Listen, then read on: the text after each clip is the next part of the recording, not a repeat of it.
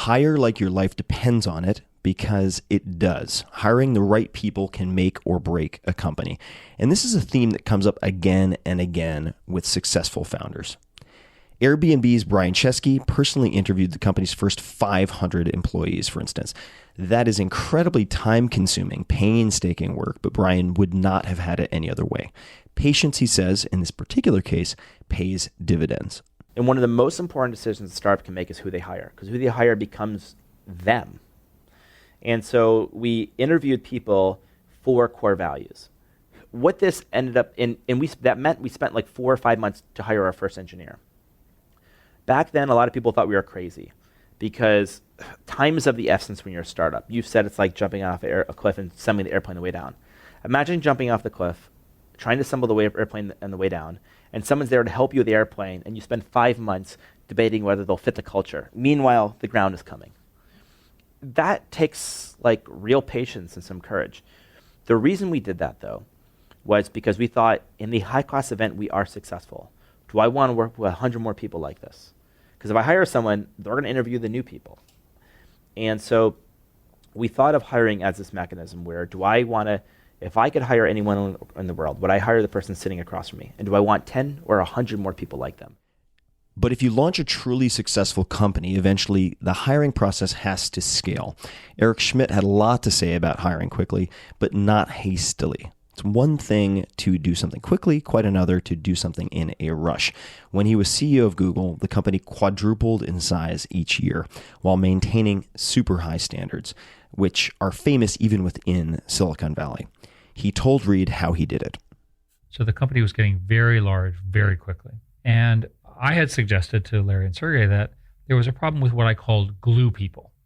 And glue people are very nice people who sit between functions and help either side, but don't themselves add a lot of value. And I thought, these are nice people, but we don't really need them. We can have these groups talking directly. And Larry looked at me and says, we could solve this problem if you would just review all the hiring. And I said, Larry, we can't look at all the hiring. He said, sure we can. So the company, of course, invented a number of hiring algorithms which are used throughout the industry today. Many of them include pretty aggressive hiring interviews from peers, asking people to do work, and so forth. Ultimately, the judgment has a lot to do with whether the person is interesting or not. And so we would, for example, take a position that we want to hire rocket scientists because rocket scientists are inherently interesting. And in sales, we love to hire Olympians or Super Bowl winners and football players because the discipline that they had in their lives as young people, men and women, to get to that point indicated that an extra set of discipline. I want to acknowledge that most companies don't have the option of hiring rocket scientists, Olympic athletes, and Super Bowl winners.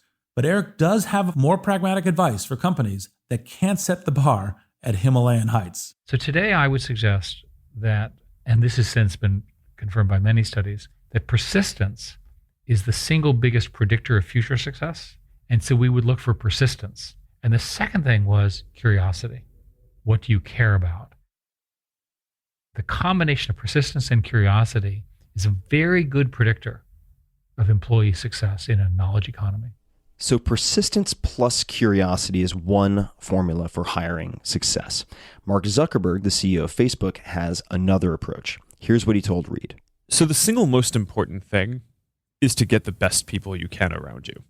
And when I look at my friends who are running other good companies, the single biggest difference that I see in whether the companies end up becoming really great and reaching their potential or just pretty good is whether they're comfortable and really self-confident enough to have people who are stronger than them around them. And I've adopted this hiring rule, which is that you should never hire someone to work for you unless you would work for them in an alternate universe, which doesn't mean that you should give them your job, but just if the tables were turned and you were looking for a job, would you be comfortable working for this person? And I basically think that if the answer to that is no, then you're doing something expedient by hiring them, but you're not doing as well as you can on that. You know, there are all these things that Sheryl, for example, is just much stronger than me at, and that makes me better and makes Facebook better. I am not afraid or threatened by that. I value that. And that's what makes Facebook good.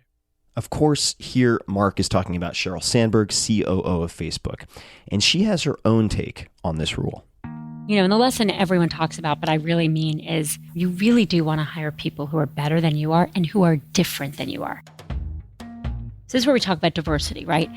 I don't just mean racial, national, age, gender. All of that diversity is super important. I mean, in addition to that, cognitive diversity, which you get from all those backgrounds, but also just personality diversity.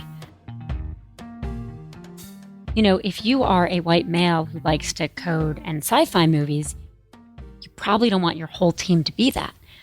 I think about David Fisher. David Fisher and I have worked together at Treasury, at Google, and at Facebook. Personality types were just very different. I'm much more up and down.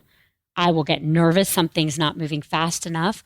I will be exuberant and I will be down. Not David. David is absolutely calm. And over decades of working together, that balance has really been important because sometimes I'll look at David and say, this is an emergency. And he'll say, no, it's not, Cheryl, calm down. And sometimes I'll say, David, you're not moving fast enough. And he'll say, you're right. I think Mark and I have that too. We are very different, right? We are separated by obviously gender, 15 years. He's my boss. He's 15 years younger, completely different personalities, completely different working styles. And I think that served Facebook well.